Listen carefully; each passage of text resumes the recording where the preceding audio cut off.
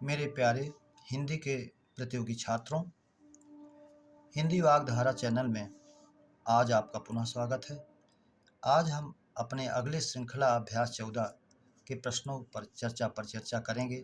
इस उम्मीद के साथ कि आप अपनी तैयारी में पूरी शिद्दत से लगे होंगे और अपने भविष्य के प्रति चिंतित रहते हुए अपनी तैयारी को आगे बढ़ा रहे होंगे।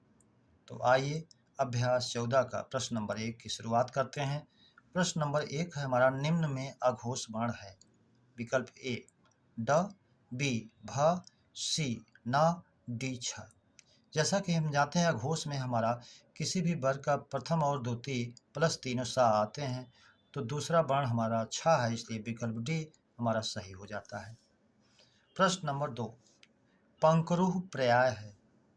जैसा रूह शब्द को हम जानते हैं, रूह लंबे तंतुओं के रूप में उत्पन्न होने वाला, पंख में तंतुओं के रूप में तो कमल, शिरोरोह सिर में तंतुओं के रूप में, बाल, तनोरोह शरीर में तंतुओं के रूप में तो रोएं, और इस भूरोह जमीन में तंतुओं के रूप में, इसलिए वृक्ष। तो रूह से हमारे कई शब्द बनते हैं। तो विकल्प ए हमारा कीच, विकल्प बी कर्दम, विकल्प डी कीचड़, जो एक ही कीचड़ के तीनों पर्याय हैं। लेकिन डी सरोरुह तालाब में उत्पन्न होने वाला अर्थात कमल, इस तरह से हमारा विकल्प डी सही हो जाता है। अगला प्रश्न है हमारा, कृताकृत में समास है। विकल्प ए द्वंद्व, विकल्प बी तत्पुरुष, विकल्प सी बहुव्रीहि, विकल्प डी कर्मधारय। कृताकृत, जैसा कि हम जानते हैं, कृताकृत उभय पद विशेषण कर्मधारय में आएगा, इसलिए हमारा कर्मधारय डी विकल्प सही हो जाएगा। नीलपीत, शीतोष्ण, कृताकृत, कहानी अनकहानी, ये सब हमारे उभय पद विशेषण कर्मधारय में ही आते हैं। प्रश्न नंबर 4, वह गरीब है फिर भी सुखी है। रचना के आधार पर वाक्य भेद है। जैसा कि हम जानते हैं, अतः, फिर भी, तो, नहीं तो, किंतु, परंतु, लेकिन, पर, ये सब संयुक्त वाक्य वाचक हैं। विकल्प ए दिया गया हमारा सरल वाक्य, विकल्प बी संयुक्त वाक्य। तो चूंकि संयुक्त वाक्य में इसका विकल्प मिल रहा है फिर भी, इसलिए विकल्प भी हमारा सही हो जाएगा, ना कि विकल्प सी मिश्र वाक्य या डी कोई नहीं से, इसका कोई तात्पर्य नहीं। प्रश्न नंबर 5, बाणभट्ट की आत्मकथा के लेखक हैं। ए प्रेमचंद, बी रामचंद्र शुक्ल, सी जयशंकर प्रसाद, डी हजारी प्रसाद द्विवेदी। जैसा कि हम जानते हैं, ये हजारी प्रसाद द्विवेदी की रचना है, इसलिए विकल्प डी हमारा सही हो जाएगा। प्रश्न नंबर 6, निम्न पंक्तियों में रस है। रिपुआतन की कुंडली, कर जोगिनी चबात, पीबहि में पागी भली, जुवत जलेबी खात। इस प्रकार से ये विभत्स रस का उदाहरण है, जो इसका जो घृणित भाव पैदा करता है। तो इस हमारा इसमें विभत्स रस विकल्प सी, ना कि ये अद्भुत, ना बी रस, ना डी करुण रस। विभत्स रस जिसका स्थायी भाव जुगुप्सा होता है, सी हमारा विकल्प सही हो जाएगा। प्रश्न नंबर 7, अहेर और अहेरी का तत्सम है। विकल्प ए अहर, अहोर, कोई संबंध नहीं, बी आखेट और आखेटक। अहेर का आखेट होता है, अहेरी का आखेटक होता है, इसलिए विकल्प बी ही सही हो जाएगा। आहर, आहर, डी कोई नहीं, इससे कोई इसका मतलब नहीं।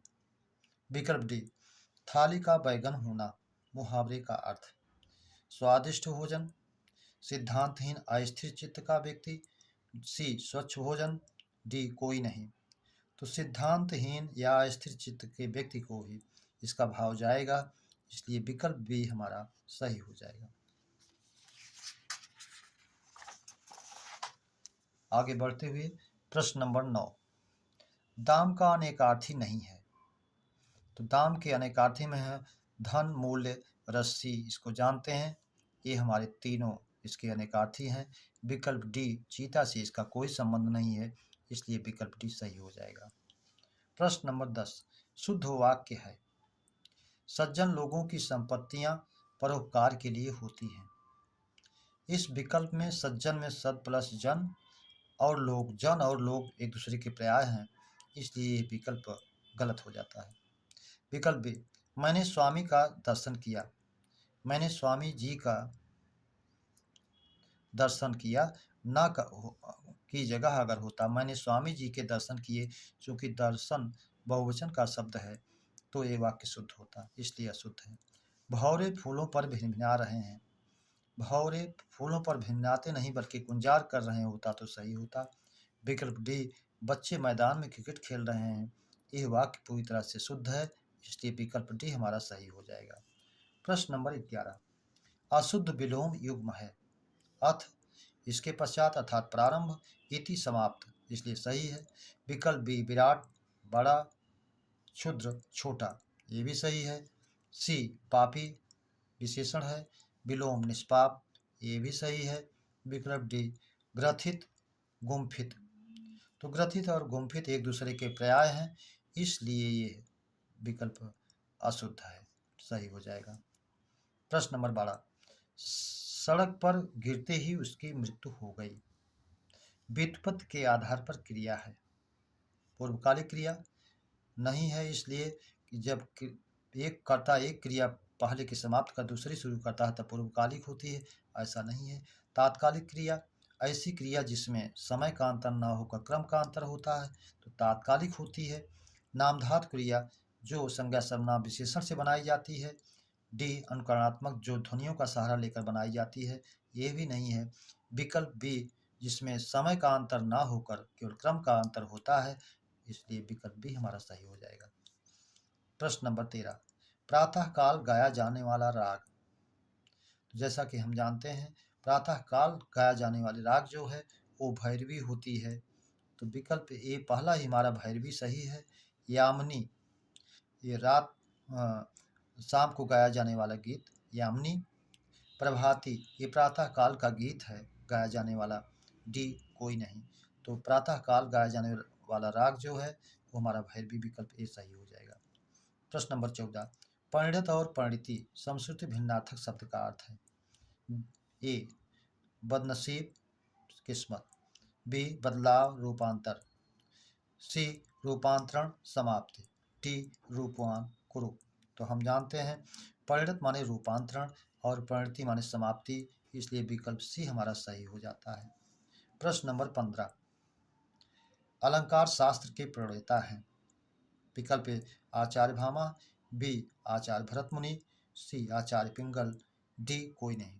तो जैसा हम जानते हैं रस शास्त्र के भरत मुनि हैं, छंद शास्त्र के आचार्य पिंगल हैं और अलंकार शास्त्र के आचार्य भामा हैं, इसलिए हमारा विकल्प ए सही हो जाता है। मेरे प्यारे बच्चों, आज हिंदी व्याकरण के अभ्यास श्रृंखला का इसका पूरा आपने अध्ययन किया। यदि ये श्रृंखला आपको अच्छी लगी हो तो इसे आप सब्सक्राइब, चैनल को लाइक और शेयर करें। इसी उम्मीद और अपेक्षा के साथ अगली श्रृंखला की मुलाकात के लिए, तब तक के लिए धन्यवाद।